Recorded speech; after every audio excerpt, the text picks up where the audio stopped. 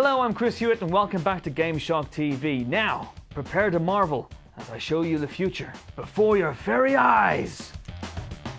Coming up, the latest Assassin's Creed gets our full review treatment. Crappy Connery impressions ahoy!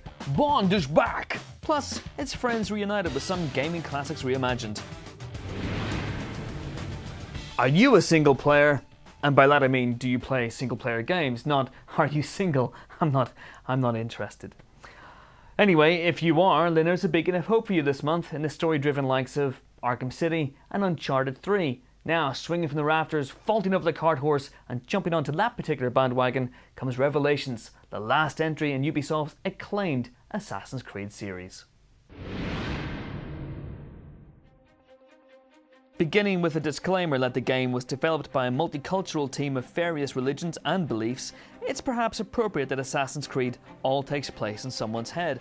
The so-called Animus returns to reveal the genetic memories of the dynamically named Desmond, who has a broken mind and must find unfinished memories lest he end up staring into middle space indefinitely. This of course involves travelling back to a time of Templars, castles and chainmail, and smiting your foes with a trusty blade.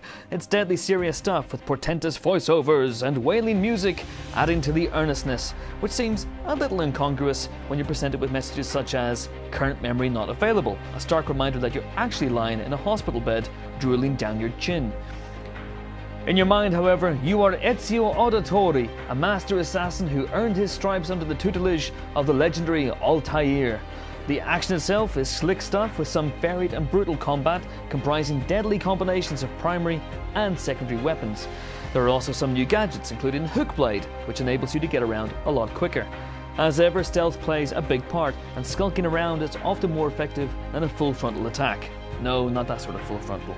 The detailed scenery is hugely atmospheric, with the journey to Constantinople providing some sweeping vistas as well as 16th century cityscapes. 4 games in, the Ubisoft team know what they're doing and have the action beats and story twists down pat. As a result, Revelations is an epic addition to the series, as well as a fitting and confident conclusion to what will unfortunately be known as the Legend of Desmond. This month has a bumper crop of AAA releases, which is amazing. Here's a roundup of the very, very best. And Spider-Man. Is it a game? Is it a film?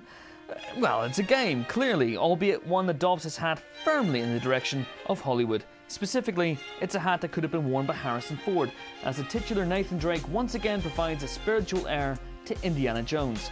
Uncharted 2 introduced the trademark cinematic gameplay, and number 3 continues this in spectacular fashion, putting you right in the thick of the action.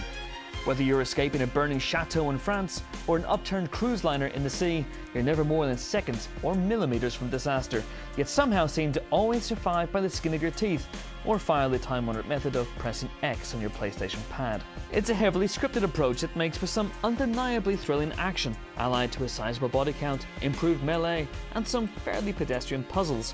As for the story, it's the usual historical gobbledygook, with a plot that somehow intertwines Francis Drake, Lawrence of Arabia, and the lost city of Atlantis for good measure.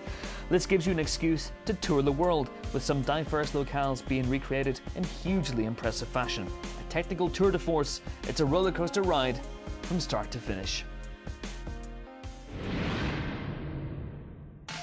Following the less than overwhelming Sonic 4, Sega finally deliver a take on their spiky mascot that's both faithful, novel, and not mired in crap. Due to tenuous plot machinations involving something big and sucky, lovably mute classic Sonic and his charmless anime future self have been pulled into the same timeline, tasked with overcoming brilliantly realised versions of their gaming pasts. The graphics and speed alone are enough to take your breath away, but far from relying on the core mechanic of running as fast as you can without coming a cropper, Sega offer up extra challenge stages riffing on the main zones, from simple races to more considered and skilled platforming obstacles. Whichever your preference of Mutant Hedgehog, the action is frenetic and enthralling, although those not used to the newer version will find some control quirks annoying and potentially lethal. That aside, this is by far the best way to experience the pizzazz that beguiled an entire generation. Smart, slick and shiny, Sonic is back at top speed. Do you remember back at the start of part 2 when we promised you crap Sean Connery impression? Well, here goes.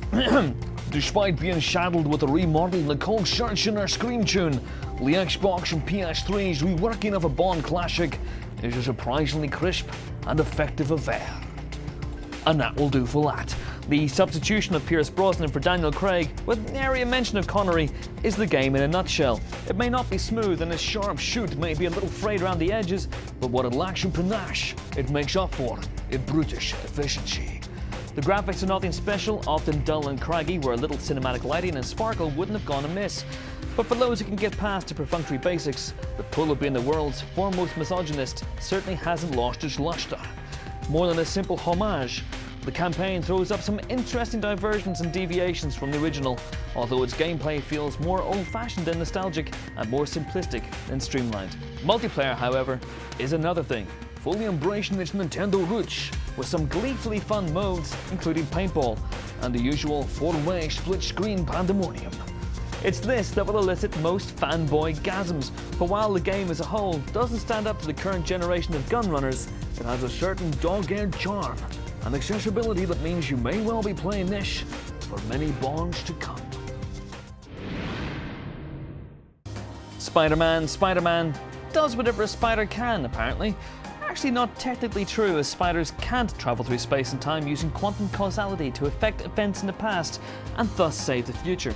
That's the basic premise of Edge of Time, which has the vanilla Peter Parker Spidey communing with, no, not U2's guitarist, but his 2099 counterpart to save the world, or at least save a small part of it, comprising bland locations and unimaginative design. Throw in some repetitive melee, run-of-the-mill Spidey skills, and you've yet another superhero game that is anything but super. The trans-century banter between the two Spider-Men is tiresome, and the whole thing seems to have been thrown together with little love or care. If anything, it just makes Batman look even better. From John Travolta's film career to the glory of Istanbul in 2005 and the magnificent return of GoldenEye, we love a good comeback here at GameShock TV. But why stop there? So starting this month, we're going to take a look at some classic games that deserve a nice new coat of paint. Leaving aside Nintendo's infamous mushroom-addled pipe enthusiast, the 16-bit world hasn't always managed to break through the generation gap. The reason many games are classics are because they've been hacked up and reappropriated a million times over. Whereas Brooklyn's least effective plumber has maintained his notoriety by gleefully Frankensteining himself, other games haven't been so lucky. Beaten into insignificance by its own legacy, even a genre milestone such as Streets of Rage has surrendered and taken its bow as an unchanged novelty phone download.